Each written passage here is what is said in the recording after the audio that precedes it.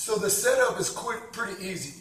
What you do is you sit on the foam roller like a log, and you're going to twist your hips, and we want to foam roll one bottom cheek at a time. So you're just going to go level 1, which is just up and back. You're just going to push with the feet, support yourself with your arm, and just kind of go back and forth and just explore for some tissues.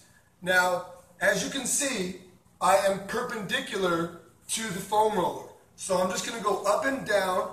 Now, if I wanted to, I could turn this way and kind of get a different angle. And like I said, explore, right? What's tight to you, right? When you're like, ooh, those outer fibers, if they're really sensitive, let's give it a go. Nice and easy. Breathe. Cognitively relax. Nice and easy. Okay, level 2, we can cross our leg over. Now that's really going to expose the piriformis and some of those gluteal fibers, gemelli. I'm looking at you. You're going to go back and forth and just really try to explore and break those tissues up. What you're going to notice is our glutes are really, really tight. And if you've been working out hard or if you've just been sitting down, your glutes are going to be tight.